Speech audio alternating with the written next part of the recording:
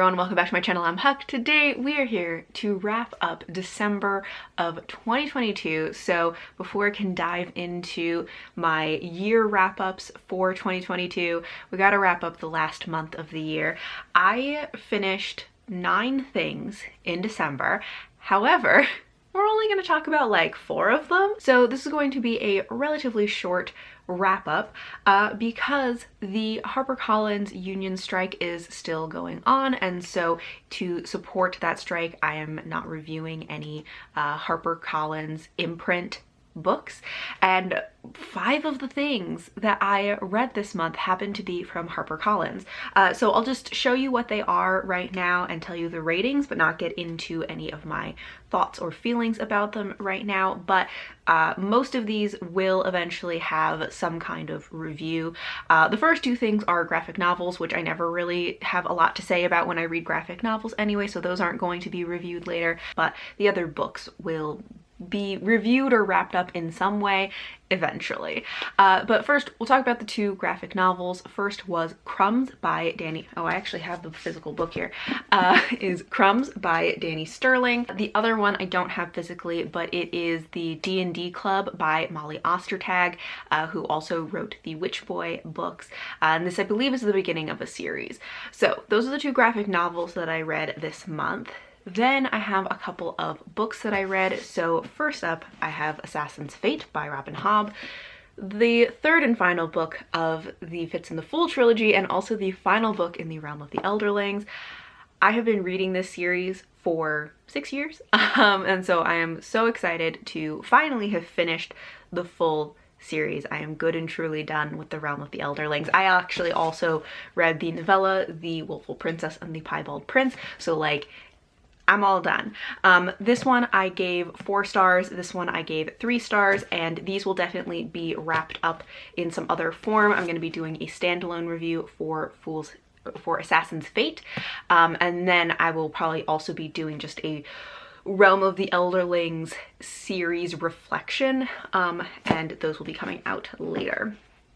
And then the other book that I read, which was actually my last book of the year, was The Golem and the Genie by Helene Wecker, which I gave 4 stars. This will either get a standalone review, or if before this is over I end up with enough books that are from HarperCollins that I need to wrap up, then maybe I will do a HarperCollins wrap up.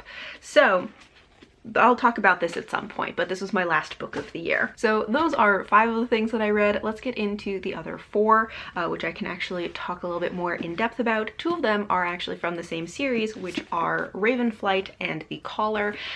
These are rereads, finishing up my reread of the Shadowfell trilogy by Juliet Marillier.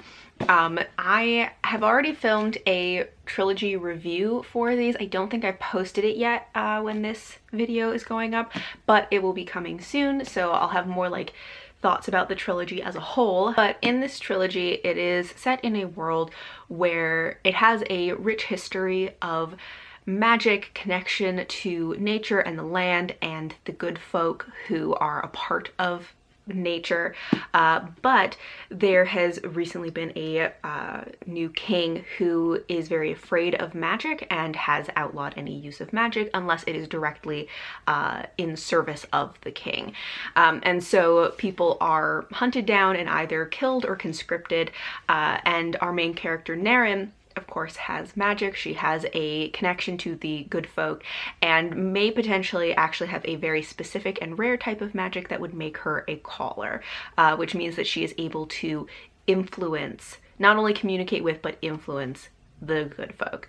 And so we are following her from the beginning as she is searching for the Shadowfell rebel group, and then following her as she is going through a series of trainings to get to learn more about her magic and how to use it so that she may be able to actually help the rebel cause. So this trilogy, my main takeaway from this trilogy is that there's a lot of travel. Like, The first book is like pretty much 100% travel because it is her searching for Shadowfell. The second book is also a lot of travel because it is her traveling to different places to receive the training that she needs. The third one has a little bit less travel in it, but still some. I enjoyed this series more than I thought that I would on reread. This is the first time I have reread this, and the first time I read it, I remember thinking the series was kind of boring, probably because there was a lot of travel in it, but I enjoyed it more on reread. I think it had some interesting themes in it. I always enjoy Juliet Marillier's writing. I love the vibes of it. Her characters are very intuitive, and it has a very like intuitive magic that is very much about connecting to nature and ancient wisdom of their culture. But I had a really good time, and I ended up giving them both 3.5 stars. I think that the second book surprisingly is a higher 3.5 stars than the third book, which surprises me because it has more travel in it. And I liked the ending of this. I think it has a satisfying conclusion, but for some reason, I just liked the second book a little bit better. Okay, so I finished that reread. Then what else do I have? After that, I read Legends and Lattes by Travis Baldree. This is just very soft, cozy fantasy. Its tagline is, you know, high fantasy, low stakes, and its intention is to be just like very wholesome and cozy, and I think it really succeeds at that. This has been all over BookTube recently, and people have been loving it because of how just sweet and cozy it is. So in this, we're following a orc named Viv who wants to leave her previous adventuring life and life of violence behind and open up a coffee shop. So she has found the perfect place, and we're following her as she like converts this old building into a coffee shop in a town where no one knows what coffee is. So not only is she setting this all up, but she also has to kind of entice people to try coffee. But along the way, you know, she meets lots of new people in town. There are people who join her in helping her to renovate this building and turn it into her dream coffee shop. There are people who help her, you know, manage the business, and she has someone who does the baking, and they all just come together in a way that is just so sweet and wholesome. There is a sapphic romance in it, and also I just love Thimble. Like, if you read the book, Thimble is just precious. I love him. Anyway, so I gave this one 4 stars. I had a really good time reading it, and I'm sure if Travis Baldree comes out with anything else, I will check it out. I actually haven't checked if he has anything else out already, so I'll look in to see if he has a backlist. And then after that, I read Merry Inkmas by Talia Hibbert, which is a Christmas romance novella.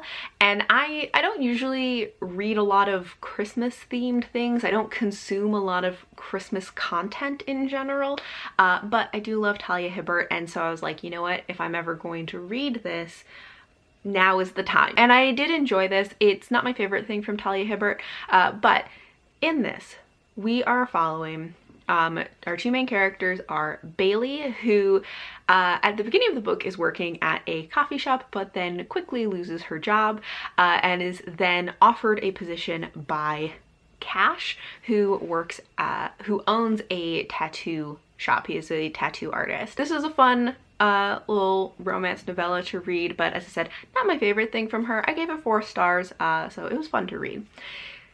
That is the end of all the things that I read in December. That is a very quick wrap up for me, but I would love to know, how was your end of year reading? How did your December reading go? I feel like my reading ended relatively strong. Oh, I forgot to mention that I DNF'd a book.